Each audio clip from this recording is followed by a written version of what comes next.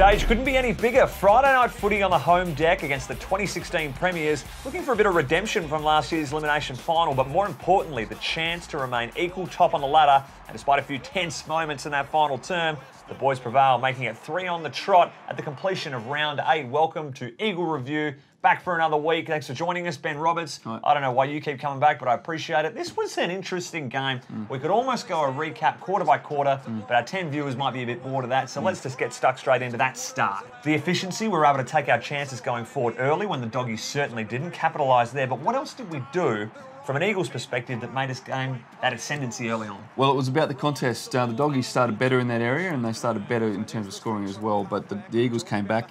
From the 11-minute mark of the first quarter, the contested possession was 21-12 in our favour, and that led to 4 goals straight to 0 goals too. So they won the contest. Uncontested possession for the first quarter was 84-66. So once they won it inside, they spread hard.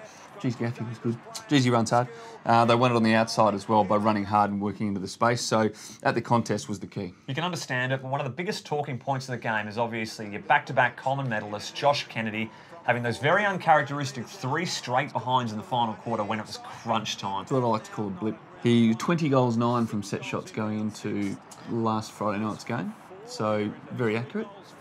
And obviously kicked 2-5 from set shots, 3-6 all up on the night. So just one of those nights, you know, sometimes you miss one, you go, geez, I better not miss the next one. Then you're thinking about that, not what you're doing, and you miss that one, you go, geez, I've missed 2, you know. Still kicked one of the goals of the night, though, JK. I thought the biggest talking point was going to be when Kurt Mutimer missed with 6 minutes to go in the third. That could have made it 5 goals of difference. Yeah, could have been a different story. Yeah, but in the end, JK really trumped that. And that contributed to 1-9 in the second half, Benny. Unbelievable. Was it simply a case, scoring aside, of us going into our shells in that final quarter trying to protect that lead, or was it the Doggies just throwing caution into the wind and trying to play on and go through the corridor as often as possible? I think a bit of both. I think when you start to miss the opportunities, you get a bit more, you go within your shell a bit, as you say, but the Doggies also were going for everything, playing on and going corridor footy and quick, as they like to do with their hands.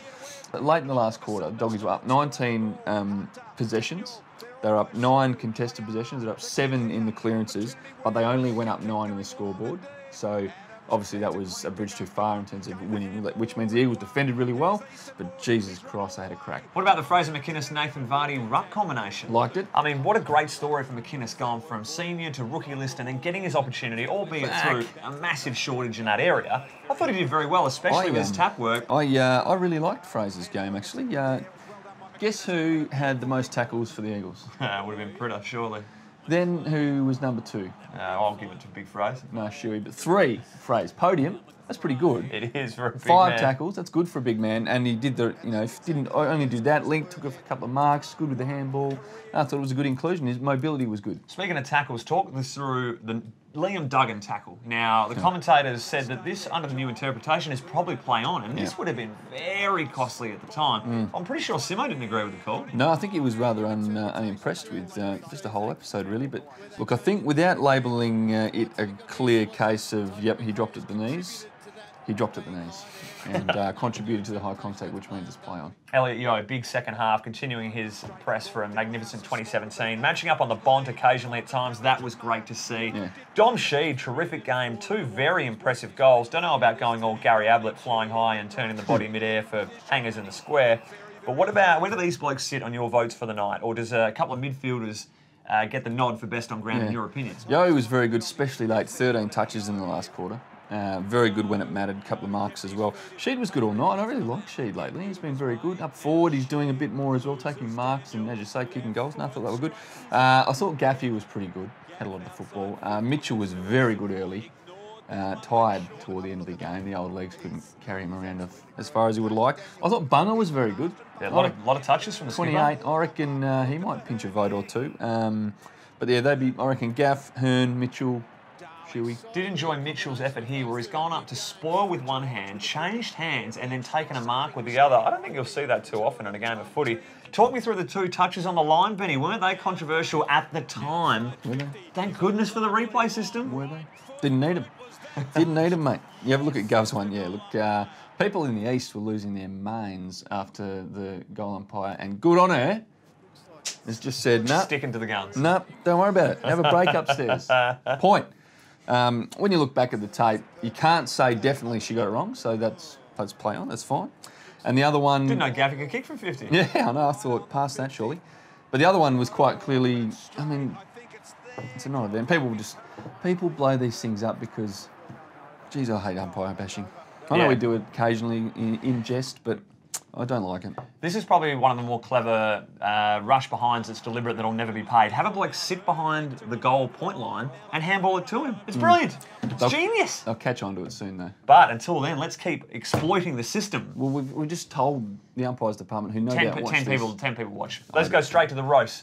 I'm going to get cracking straight away. Easton Wood doing the coin toss. He's just started pointing one way since he started jogging over. Mate, you don't need to tell him straight away. No one's watching you do the jog from the centre square. If you forget, write it down. Get a little pen out there. Write it on your hand. Kicking left of screen.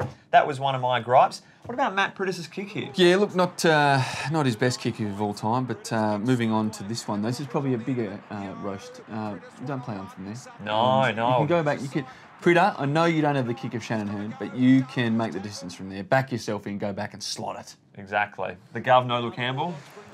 Nothing, you just don't have to get fancy down back. It's when you just need to clear the area or play the percentages down back. None of this over the top, round the back. Harlem Globetrotter style football. Very stiff, that one. What about the umpire just stacking it on nothing there? Don't know, we've heard a little pothole. We'll have to fix that during the week. The ball out of play here. I'm pretty sure that's in the first row of the hot dog stand after that Wellingham spoil, so got to pick up on that one. Shuey hitting targets, but probably the wrong ones, Benny. Yeah, we saw last year Gaffy kick the ball into Pritter's face, and this is Shuey just answering that challenge. He's going straight into She. Lecker, again, trying to keep this alive for no real reason, I don't know. It wouldn't have been paid deliberate. Could have just fumbled it out. Only he would know what he's doing there, I think. Yeah. Oh, well. Commentator Basil Zemplis saying that Barras was absolutely monster in this competition. Redpath pushing off perfectly. I'm not sure about that. I think he's pushed Redpath into the ball. I saw that. He said, what great body work from Redpath. Mate, he got pushed into the ball. Yeah. Nah, that's wrong. Yeah. Flat out wrong. Was this a throw? Nah, he spilled it out. He's lucky he didn't break his neck here. I thought he was going to snap in half. Yeah, on the Bruce Reed style. And then, it's a free kick. And that was in clutch moments too. So moving on from that. Abroad, can I just throw one in? Hang on before, because that's the winner. So let's get is it? Yeah, we'll give that the winner. That's fine with me. We're going to have to give mention to Josh Hill. When the game's on the line, we'll have a clip for Luke Shuey for setting this one up on him. But Josh Hill getting the marks of the day taken on him. He had a sore ear after the game. What a stepladder he was there. Walking around feeling very sorry for himself in the change room, some of this. Sitting by himself, and you know what also, like, I don't know who the roast is for, maybe BT. We loved having BT in the rooms, by the way, but saying to Hilly, or just watch this. Hey, you're going good. You're kicking goals on a regular basis. I didn't kick one tonight. I had to help the backs out and...